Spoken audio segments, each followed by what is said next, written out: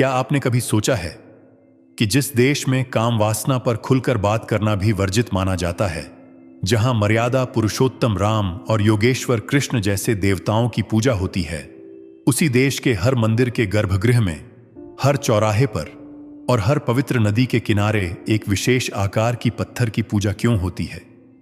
वह आकार जिसे आज का आधुनिक समाज और विशेष रूप से कुछ विरोधी लोग भगवान शिव के गुप्तांग या प्राइवेट पार्ट के रूप में प्रचारित करते हैं। जरा सोचिए, क्या हमारे आर्ष मुनि, जिन्होंने दुनिया को शून्य दिया, जिन्होंने दशमलव दिया, जिन्होंने ग्रहों की सटीक गणना की, क्या वे इतने मूर्ख थे कि वे एक जननांग की पूजा करेंगे और उसे मंदिर के बीचों बीच स्थापित करेंगे? आज अखंड धारा पर हमें यह कड़वा सच बोलना पड़ रहा है, क्योंकि आज का हिंदू समाज अपनी ही संस्कृति को लेकर शर्मिंदा है।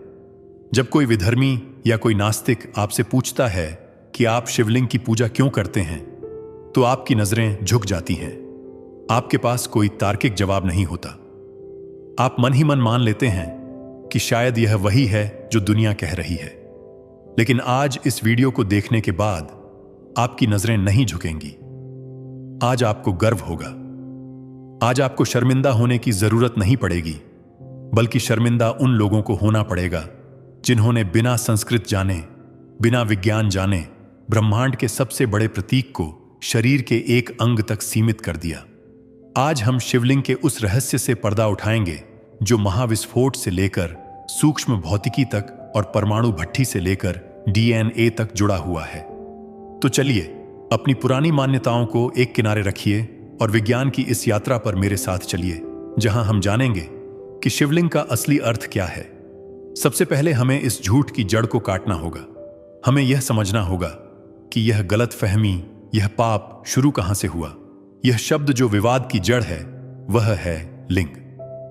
आज की हिंदी भाषा में या आम बोलचाल में लिंग का अर्थ जेंडर या जननांग मान लिया गया है, लेकिन संस्कृत भाषा, जो सभी भाषाओं की जननी है, उसमें लिंग का अर्थ यह बिल्कुल नहीं होता। संस्कृत के शब्दकोश में, अमरकोश में, लिंग का अर्थ है प्रतीक, एक चिन्ह, एक निशान। कोई भी ऐसी चीज जो किसी अदृश्य वस्तु का बोध कराए, उसे लिंग कहते हैं। इसे एक उदाहरण से समझिए। जब आप सड़क पर जाते हैं और आपको एक बोर्ड दिखता है जिस पर स्कूल का चित्र बना है, तो वह चित्र क्या है? वह स्कूल नहीं है, वह स्कूल का लिंग है, यानी स्कूल का प्रतीक है। जब आप किसी की मूछें देखते हैं, तो वह उसके पुरुष होने का लिंग है। इसी तरह संस्कृत व्याकरण में हम पुल्लिंग, स्त्रीलिंग और नपुंसक लिंग का प्रयोग करते हैं। पुल्लिंग का मतलब पुरुष का अंग नहीं है, बल्कि पुरुष जाति का प्रतीक है। तो फिर शिवलिंग का अर्थ क्या हुआ? शिव का अर्थ है वह जो नहीं है, यानी परम चेतना, वह निराकार शक्ति। और लिंग का अर्थ है प्रतीक, यानी शिवलिंग का शाब्दिक अर्थ हुआ उस निराकार परम शक्ति का साकार प्रतीक। वह शक्ति जिसका न कोई आरंभ है और न कोई अंत, जब वह एक आकार लेती है तो वह शिवलिंग के रूप में प्रकट होती है। यह ब्रह्मांड का प्रतीक है, शरीर के किसी अंग का नहीं। यह भ्रम तब फैला जब अंग्रेज भारत आए। उन्हें संस्कृत का ज्ञान नहीं था। उन्होंने वेदों और पुराणों का अनुवाद करना शुरू किया, और जब उन्होंने लिंग शब्द देखा तो उन्होंने अपनी सीमित बुद्धि से उसका अनुवाद पुरुष जननांग कर दिया।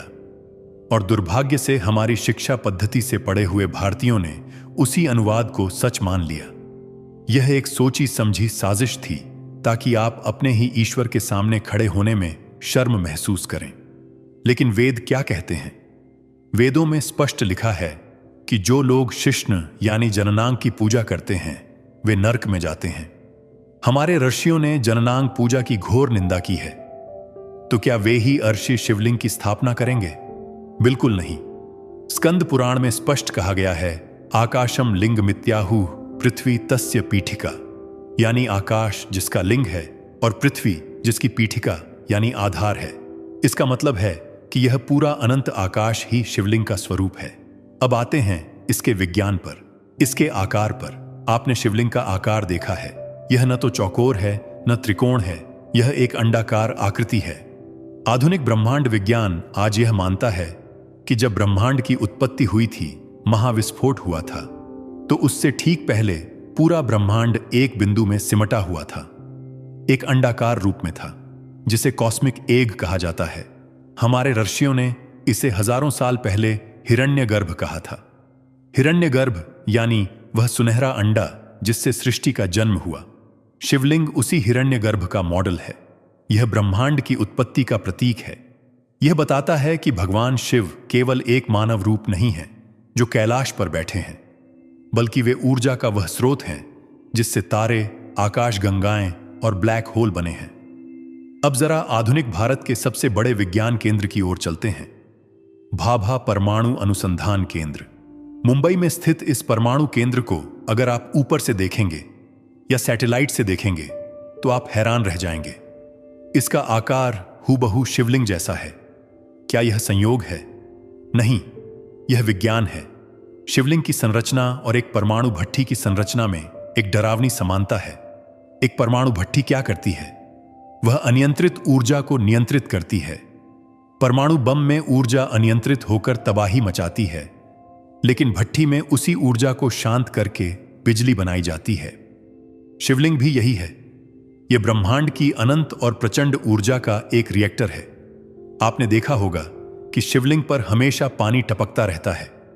एक कलश ऊपर लटका होता है जिससे 24 घंटे बूंद बूंद पानी गिरता है। क्यों? क्या पत्थर को प्यास लगी है? नहीं। अगर आप किसी परमाणु भट्ठी को देखेंगे तो पाएंगे कि उसके कोर यानी जहां यूरेनियम जल रहा होता है, उसके चारों तरफ भारी पानी या शीतलक का प्रयोग किया जाता है ताकि वह पिघल न जाए, ताकि खतरनाक विकिरण बाहर न आए। शिवलिंग एक तप्त स्तंभ है। पुराणों में इसे ज्योतिर्लिंग कहा गया है। ज्योति यानी प्रकाश और आग। यह ऊर्जा का एक भयंकर स्रोत है। इस ऊर्जा को शांत रखने के लिए, इसे नियंत्रित रखने के लिए इस पर लगातार जल अभिषेक किया जाता है। अगर शिवलिंग पर जल न चढ़ाया जाए तो वह ऊर्जा नकारात्मक हो सकती है। वह वातावरण में गर्मी पैदा कर सकती है। इसीलिए हमारे पूर्वजों ने नियम बनाया कि शिवलिंग कभी सूखा नहीं रहना चाहिए। उस पर दूध, दही, घी, शहद और गंगाजल चढ़ाया जाता है। ये सभी पदार्थ शीतलक हैं, ठंडक देने वाले हैं। अब एक और गहरे रहस्य की बात करते हैं जो बहुत कम लोग जानते हैं। ध्वनि विज्ञान। इसे काइमेटिक्स कहते हैं।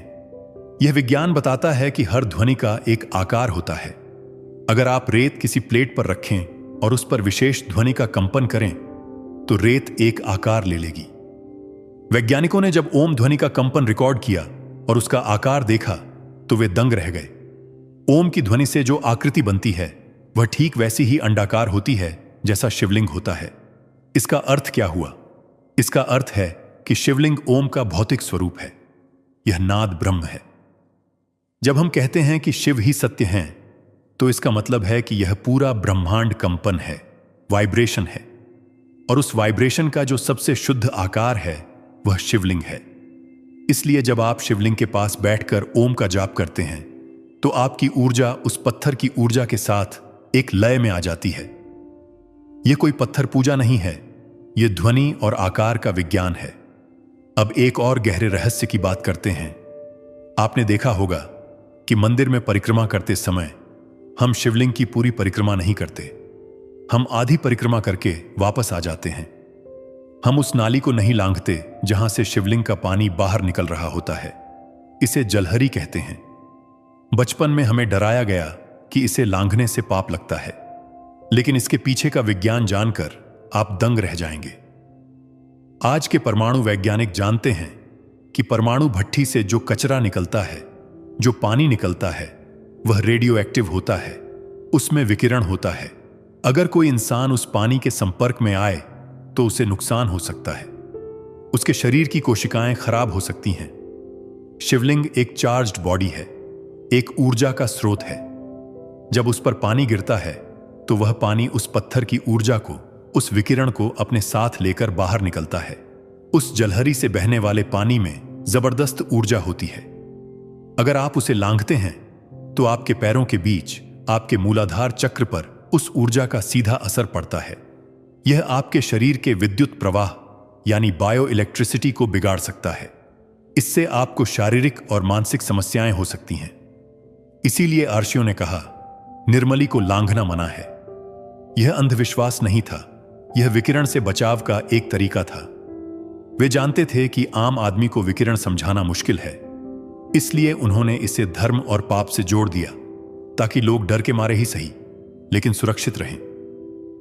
अब बात करते हैं उस वनस्पति की जो शिव को सबसे ज्यादा प्रिय है, बेलपत्र, बिल्वपत्र। आपने कभी सोचा है कि शिव को गुलाब या कमल क्यों नहीं चढ़ता? उन्हें केवल बेलपत्र, भांग और धतूरा ही क्यों चढ़ता है?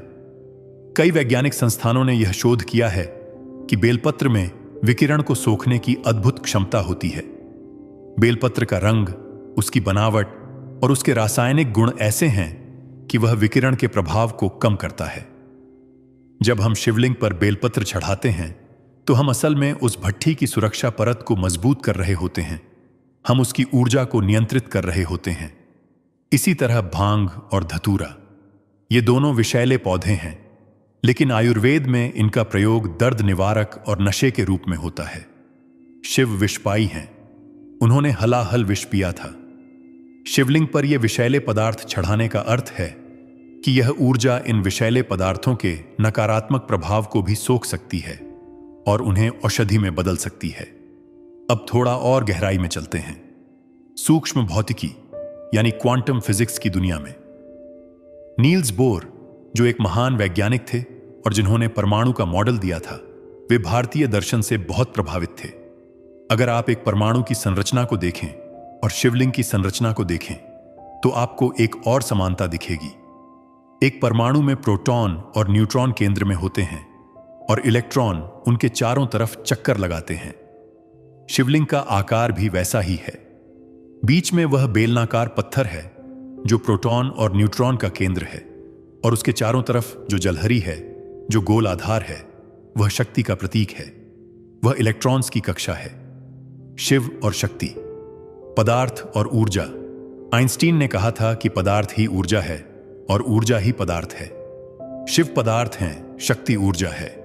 शिवलिंग इन दोनों के मिलन का प्रतीक है। बिना आधार के लिंग खड़ा नहीं हो सकता और बिना लिंग के आधार का कोई अर्थ नहीं, यानी बिना ऊर्जा के पदार्थ शव है। हमारे ऋषियों ने हजारों साल पहले यह बता दिया था कि यह ब्रह्मांड शिव और शक्ति के नृत्य से चल रहा है, जिसे आज हम तांडव कहते हैं। सर्न की प्रयोगशाला में जहां गॉड पार्टिकल की खोज हुई थी, वहां नटराज शिव की मूर्ति लगी हुई है। क्यों? क्योंकि दुनिया के सबसे बड़े वैज्ञानिक यह मानते हैं कि शिव का तांडव ही इस ब्रह्मांड का असली सच है। अब जरा स्फटिक के रहस्य को भी समझ लेते हैं। कई मंदिरों में आपने पारदर्शी शिवलिंग देखा होगा, जिसे स्फटिक लिंग कहते हैं। स्फटिक यानी क्वार्ट्ज क्रिस्टल। आज का पूरा इलेक्ट्रॉनिक्स जगत, आपका मोबाइल, आपका कंप्यूटर, सब कुछ सिलिकॉन चिप्स पर चल रहा है जो क्वार्ट्ज से बनता है। क्यों? क्योंकि क्वार्ट्ज में ऊर्जा और सूचना को स्टोर करने की क्षमता होती है। हमारे आर्षि मुनि जानते थे कि पत्थर के मुकाबले स्फटिक में मंत्रों की शक्ति को धारण करने की क्षमता हजारों गुना ज्यादा होती है। जब एक स्फटिक शिवलिंग को प्राण प्रतिष्ठित किया जाता है तो वह एक सुपर कंप्यूटर की तरह काम करने लगता है। वह एक सर्वर बन जाता है। भक्त जब वहां प्रार्थना करता है तो उसकी प्रार्थना उस क्रिस्टल में रिकॉर्ड हो जाती है। यह कोई चमत्कार नहीं, यह प्राचीन डेटा स्टोरेज तकनीक है। अब जरा इतिहास के पन्नों को पलटते हैं। कुछ लोग कहते हैं कि शिवलिंग की पूजा आदिवासियों ने शुरू की थी, या यह अंधविश्वास है। लेकिन अगर आप दुनिया की पुरानी सभ्यताओं को देखेंगे तो पाएंगे कि शिवलिंग जैसी संरचनाएं केवल भारत में नहीं बल्कि पूरी दुनिया में पाई गई हैं।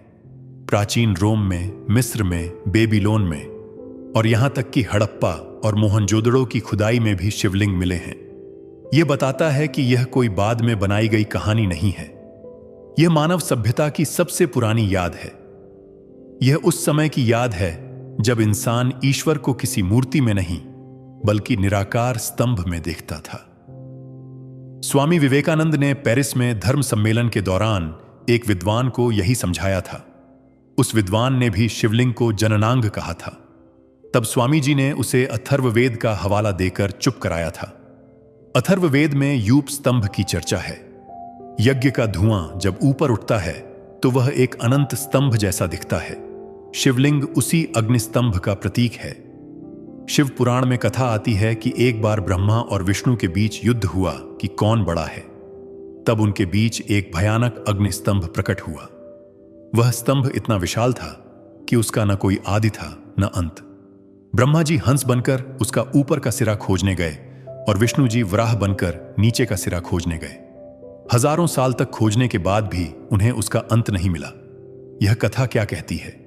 यह कथा यह नहीं कह रही कि शिव कोई जादूगर है।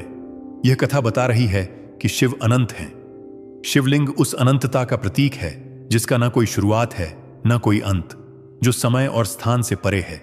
क्या एक शरीर का अंग अनंत हो सकता है? यह सोचना भी मूर्खता है। अब एक और वैज्ञानिक तथ्य। भारत के जो 12 ज्योतिर्लिंग हैं, अगर आप उन्हें भारत के नक्शे पर देखेंगे तो आप हैरान रह जाएंगे। केदारनाथ से लेकर रामेश्वरम तक ये मंदिर एक विशेष अक्षांश पर एक सीधी रेखा में बने हुए हैं। प्राचीन काल में जब कोई सैटेलाइट नहीं था, कोई जीपीएस नहीं था, तब हमारे पूर्वजों ने हजारों किलोमीटर दूर इन मंदिरों को एक सीधी रेखा में कैसे बनाया? इसका जवाब है ऊर्जा। ये मंदिर उन जगहों पर बनाए गए हैं जहां पृथ्वी की चुंबकीय शक्ति और ब्रह्मांडीय ऊर्जा का सबसे बड़ा केंद्र है। शिवलिंग एक एंटीना है, एक रिसीवर है। यह ब्रह्मांड से आने वाली किरणों को ग्रहण करता है और उसे पृथ्वी में प्रसारित करता है। जब आप शिवलिंग के पास बैठकर पंचाक्षरी मंत्र का जाप करते हैं तो आप उस एंटीना की तरंगों से जुड़ जाते हैं। आपको शांति मिलती है, आपकी बीमारियां ठीक होती हैं। अब सवाल यह आता है कि इसे गुप्तांग क्यों समझा गया? इसका एक कारण यह भी है कि सृजन के लिए, यानी नया जीवन बनाने के लिए, प्रकृति में जो सबसे प्रत्यक्ष विधि है वह है नर और नारी का मिलन। इसलिए साधारण बुद्धि वाले लोगों को समझाने के लिए या तांत्रिक साधनाओं में इसे सृजन के प्रतीक के रूप में भी देखा गया। लेकिन यह प्रतीक है, अंग नहीं। जैसे हम भारत माता कहते हैं, तो क्या हम भारत के नक्शे में किसी महिला को ढूंढते हैं? नहीं, वह एक भाव है। वैसे ही शिवलिंग पुरुष और प्रकृति के मिलन का एक दार्शनिक भाव है। एक और बात जो बहुत महत्वपूर्ण है, योग शास्त्र में हमारे शरीर के अंदर भी एक शिवलिंग बताया गया है, जिसे धूम्रलिंग या स्वयंभू लिंग कहते हैं। यह हमारे सहस्रार चक्र में, हमारे मस्तिष्क के केंद्र में स्थित है। जब कुंडलिनी शक्ति जागृत होकर ऊपर उठती है तो वह इसी लिंग में विलीन होती है। यह आत्म साक्षात्कार का प्रतीक है। क्या इसका भी शरीर के अंगों से कोई लेना देना है? बिल्कुल नहीं। यह चेतना का, प्रकाश का एक बिंदु है। आज के समय में जब हम अपनी संस्कृति से कट गए हैं तो हमें यह सब अंधविश्वास लगता है। हम विदेशी भोजन खाकर और विदेशी भाषा बोलकर खुद को आधुनिक समझते हैं, लेकिन हम यह नहीं जानते कि हमारे दादा परदादा सूक्ष्म भौतिकी को कहानियों में पिरोकर हमें दे गए थे। जब आप शिवलिंग पर दूध चढ़ाते हैं तो कुछ बुद्धिजीवी कहते हैं कि दूध बर्बाद हो रहा है, इसे किसी गरीब को दे दो। यह तर्क सुनने में बहुत अच्छा लगता है, लेकिन क्या कभी किसी ने यह कहा कि अपनी शादी में लाखों रुपये के पटाखे मत फोड़ो, किसी गरीब को दे दो? क्या किसी ने कहा कि अपने जन्मदिन पर केक मत काटो, वह पैसा किसी गरीब को दे दो? नहीं, सारा ज्ञान केवल हिंदू मंदिरों के लिए है। शिवलिंग पर दूध चढ़ाना एक वैज्ञानिक प्रक्रिया है। जैसा कि मैंने बताया, यह रेडियो एक्टिव ऊर्जा को शांत करने की विधि है और वह दूध नाली में नहीं जाता। प्राचीन मंदिरों में वह दूध और जल चरणामृत बनकर लोगों में बंटता था, या फिर वह मंदिर के कुंड में जाकर मछलियों और कछुओं का भोजन बनता था। यह एक पूरा पर्यावरण तंत्र था, और अगर आज वह नाली में जा भी रहा है तो यह हमारे प्रबंधन की कमी है, विज्ञान की कमी नहीं। हमें यह समझना होगा कि हिंदू धर्म विश्वास पर नहीं, खोज पर आधारित है। यहां हर चीज के पीछे एक क्यों है। अगर आप उस क्यों को नहीं जानते तो यह आपकी अज्ञानता है, धर्म की गलती नहीं। शिवलिंग शून्यता का प्रतीक है, शून्य जो गोल है। शिवलिंग भी लगभग गोल है। शून्य से ही सब कुछ निकलता है और शून्य में ही सब कुछ समा जाता है। जब प्रलय आती है तो पूरी सृष्टि सिमटकर इसी शिवलिंग रूपी बीज में समा जाती है, और जब सृजन होता है तो इसी बीज से फिर विस्फोट होता है। तो अगली बार जब आप किसी शिव मंदिर में जाएं तो उस काले पत्थर को केवल पत्थर मत समझिएगा। याद रखिएगा कि आप ब्रह्मांड के उस इंजन के सामने खड़े हैं जो इस पूरी दुनिया को चला रहा है। याद रखिएगा कि आप उस सभ्यता के वारिस हैं जिसने हजारों साल पहले यह जान लिया था कि ईश्वर न तो आदमी है और न औरत, ईश्वर तो केवल एक ऊर्जा है। और अगली बार अगर कोई अज्ञानी व्यक्ति, कोई विधर्मी या कोई ऐसा व्यक्ति जिसे अपनी ही संस्कृति का ज्ञान नहीं है, आपसे पूछे कि क्या शिवलिंग गुप्तांग है, तो उसकी आंखों में आंखें डालकर कहिएगा, नहीं, यह ब्रह्मांड का वह केंद्र है जहां से तेरा और मेरा, हम सबका वजूद शुरू हुआ है। यह अनंत का प्रतीक है, यह शिव है। उसे संस्कृत का व्याकरण सिखाइएगा, उसे महाविस्फोट का सिद्धांत समझाइएगा, और अगर फिर भी न समझे तो उसे भाभा परमाणु केंद्र की फोटो दिखाइएगा। हमें अपनी संस्कृति पर शर्मिंदा होने की जरूरत नहीं है, हमें शर्मिंदा होने की जरूरत है अपनी अज्ञानता पर। उठिए, पढ़िए और जानिए, क्योंकि जो जानता है वही मानता है। शिवलिंग एक दर्पण है। अगर आपके मन में काम वासना है तो आपको उसमें काम वासना दिखेगी। अगर आपके मन में विज्ञान है तो आपको उसमें विज्ञान दिखेगा। और अगर आपके मन में भक्ति है तो आपको उसमें साक्षात महाकाल दिखेंगे। जाकी रही भावना जैसी, प्रभु मूरत देखी तिन तैसी। यह केवल पूजा की बात नहीं है, यह आत्मसम्मान की बात है। जब हम अपने प्रतीकों का सही अर्थ नहीं जानते तो दुनिया हमारा मजाक उड़ाती है, और जब हम चुप रह जाते हैं तो हम उस मजाक को सच होने की रजामंदी दे देते हैं।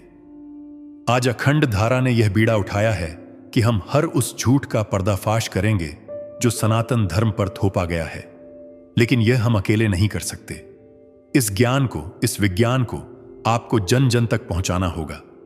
आपको अपने बच्चों को बताना होगा कि शिवलिंग क्या है, वरना कल की पीढ़ी भी वही गलती करेगी जो आज की पीढ़ी कर रही है।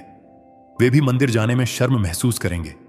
शिव जो सत्य हैं, शिव जो सुंदर हैं, शिव जो कल्याणकारी हैं, उनके प्रतीक को इतना घिनौना रूप देना मानवता का अपमान है। आइए आज हम सब मिलकर इस कलंक को धो डालें, अपने मन से भी और समाज से भी। शिवलिंग वह अग्नि है जो अज्ञान को जलाती है। आइए उस अग्नि को नमन करें। ओम नमो शिवाय।